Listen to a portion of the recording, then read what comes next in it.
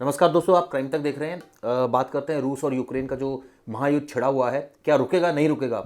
इसको लेकर जो है ऑब्वियसली अभी संशय बरकरार है, लेकिन सबसे बड़ी बात यह है कि इस युद्ध से आखिर क्या नतीजा निकला, कितना नुकसान हो गया, कौन कौन से इलाके कैप्चर कर लिए गए हैं। क्या वाकई आम जनता, चाहे वो यूक्रेन की हो चाहे रशिया की हो, वो इस युद्ध को सपोर्ट कर रही है नहीं। इन तमाम मुद्दों पर बात करेंगे। हमारे साथ फारूक हैदर भाई हैं। फारूक भाई, जब युद्ध होता है इस तरह का, तो ऐसे में आम जनता का क्या इसमें रोल होता है? क्योंकि रूस का कहना है कि वो आम जनता को अटैक नहीं कर रहा, वो यूक्रेन के जो संस्थान हैं, जो बड़ी बड़ी बिल्डिंग्स हैं, उनको नुकसान पहुंचा रहा है, उनके आर्थिक जो संपत्ति, आर्थिक जो स्थिति है उसको ख़राब कर रहा है। लेकिन कहीं ना कहीं ऐसे में जो बैन्स लगा दिए गए हैं दूसरे देशों की तरफ से, तो ये तो पूरा इकॉनमी पर जो है सीधा अटैक आएगा। तो ये तो आम आदमी क्या वाकई इस चीज़ को मतलब वो खुशी जाहिर कर रहा है, या वो ऑब्वियसली वो दुख है इस पूरे बात को लेकर? देखिए, इसमें कोई दो राय नहीं है कि कोई भी आम इंसान जंग नहीं चाहता है। जब हम अगर इस जंग को हम टुकड़ों में बांटें तो पहली जंग ऐसी होती है जो आपके वॉर जोन में होती है, मतलब बॉर्डर एरिया में जो जंग होती है उसे वॉर जोन जो भी होता है उस पर जंग होती है, पहली जंग। दूसरी जंग ये है कि जब कोई आदमी भारी पड़ने लगता है तो वो सामने वाले देश के, दुश्मन देश के शहरों में घुसने लगता है।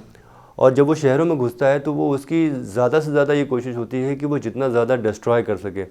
अब डिस्ट्रॉय करने में जो आर्थिक संगठन, आर्थिक संस्थान होते हैं उनको डिस्ट्रॉय किया जाता है, और उसमें उसकी जद में आम लोग भी आते हैं। और आम लोग ऐसे आते हैं कि जो भागने लायक होते हैं वो तो भाग जाते हैं, जो मजबूर लोग होते हैं वो उसकी जद में आ जाते हैं। अब जैसे हमने तस्वीरें देखी कि एक अपार्टमेंट पे रूसी मिसाइल आके गिरी, तो ऑब्वियसली रह रहे होंगे वहाँ लोग, और उसमें, और रात का वक्त था, लोग सो रहे होंगे, उन्हें भागने का मौका नहीं मिला होगा, वो मारे गए होंगे।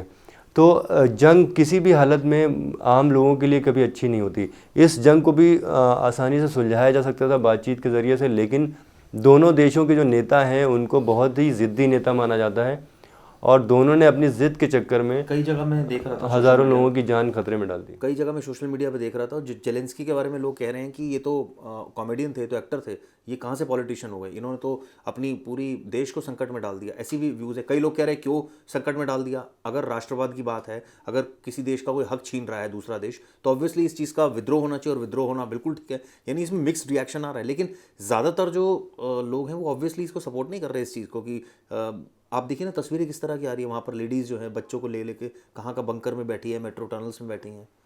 देखिए, जंग को दावत तब देना चाहिए जब आपको लगे कि हाँ, आप सामने वाले से लड़ने के लिए तैयार हैं। जब जंग शुरू भी नहीं हुई थी तब भी यूक्रेन को पता था कि वो रशिया के सामने इतनी आसानी से टिक नहीं पाएगा, क्योंकि रशिया बहुत बड़ा देश है, बहुत बड़ी आर्मी है, बहुत बड़े उसके पास आर्सेनल हैं, जो हथियार हैं वो बहुत ज़्यादा हैं उसके पास। इसके अलावा उसके पास न्यूक्लियर वेपन भी है।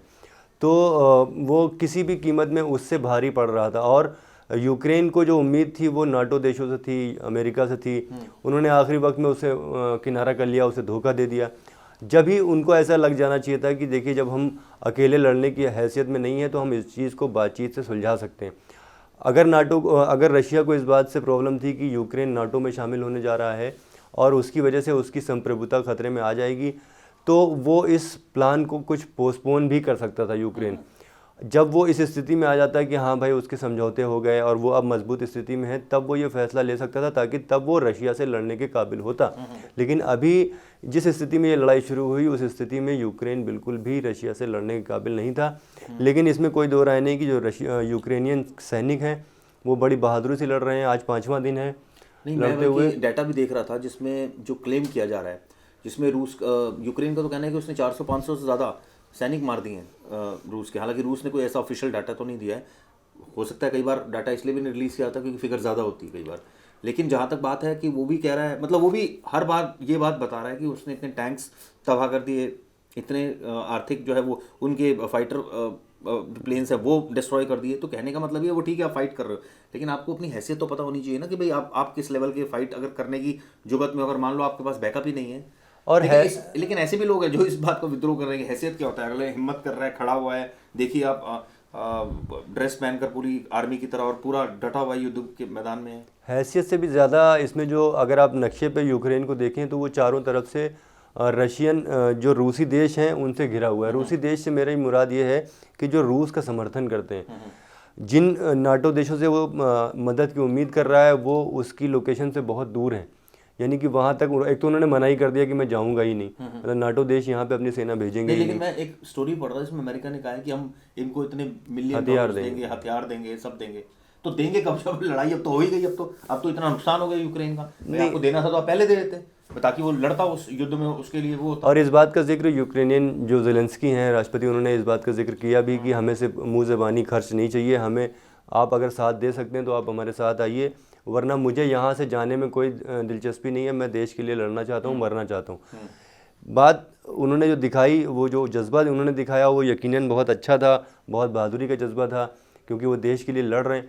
लेकिन इस बात को टाला जा सकता था, और जो लोग, हज़ारों लोग मारे गए हैं, बेघर हुए हैं, वो इस मुसीबत से बच सकते थे अगर इसको स्मार्टली टैकल किया जाता। लेकिन ज़ेलेंस्की भी ज़िद्दी माने जाते हैं, और पुतिन तो खैर है ही हैं ज़िद्दी, उनको तो माना ही जाता है कि वो बहुत ज़िद्दी हैं, और दोनों ने अपनी ज़िद के चक्कर में आम लोगों का मतलब जीवन खराब कर लेकिन दिया। कई लोग ऐसे बोल रहे होंगे ना कि आप इतने एक्सपर्ट कैसे हैं, आपको क्या पता अंदर की क्या उनकी कूटनीतिक विश्लेषक उनको सलाह दे रहे होंगे, आप तो बैठ के यहाँ इस तरह का ज्ञान बिखेर रहे हैं कि भाई ये होगा होगा, ये होगा। एक्चुअल में हो सकता है कुछ और कहानी अंदर की भी रही हो जो शायद मीडिया में नहीं लीक हुई हो, कुछ और ऐसे, जैसे हमें तो दिख रहा है कि नाटो की सदस्यता एक मुद्दा है, क्या पता कुछ और ऐसा आर्थिक प्रतिबंध रहे हो, या कोई बिजनेस डील जो है वो प्रॉपर फर्निश नहीं हो, बहुत सारी चीज़ें हो सकती है इसके पीछे। देखिए, मोटे तौर पे अगर हम देखें तो रशिया को जो दिक्कत है वो इस बात से नहीं है कि यूक्रेनियन जो देश है वो एक आज़ाद मुल्क है, उसको इससे कोई दिक्कत नहीं, क्योंकि उसके जैसे बहुत सारे देश सोवियत रूस से टूट के अलग हो गए हैं और वो अपना देश चला रहे और हैं। नाटो के भी सदस्य कई देश तो। और लेकिन उसमें उसको प्रॉब्लम इस बात से है कि उसकी सीमा रूस से लगती है, और अगर नाटो से ये समझौता या उसके संगठन में वो शामिल होता है तो नाटो सेनाओं को मौका मिल जाएगा रूस की सरहद पे आने का और रूस पे दबाव बनाने का। तो मोटा मोटा जो रीज़न है वो यही है। ठीक है, अब जो आप अंदर की डील की बात कर रहे हैं वो मुझे इस बारे में ना जानकारी मुझे भी नहीं है, मैं तो अंदाजे लगा रहा हूँ कि ऐसा हो सकता है काइंड ऑफ, क्योंकि ये चीज़ें जितनी आसान दिख रही होती हैं वैसी इतनी होती नहीं है आसान।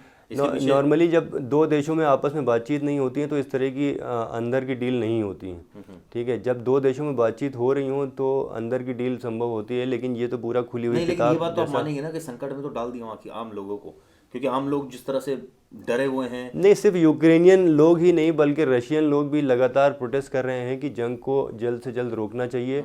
और रशियन मॉस्को में हमने बहुत सारी तस्वीरें देखी, मॉस्को में परेड निकाली जा रही है, आम लोग सड़कों पे हैं कि पुतिन को ये वॉर रोकना चाहिए। यहाँ तक कि जो रशियन लोग हैं वो खुद अपने राष्ट्रपति की तुलना हिटलर से कर रहे हैं। आप तो मॉस्को भी गए हैं, तो वहाँ किस तरह का माहौल रहता है? क्या मैं जो रेड स्क्वायर, जो जैसे यहाँ पे हमारा जो राजपथ है, राष्ट्रपति भवन का इलाका है, वैसे वहाँ पे एक रेड स्क्वायर इलाका है जहाँ पे रशियन आर्मी जो परेड करती है वो पूरा उसका इलाका मैंने देखा।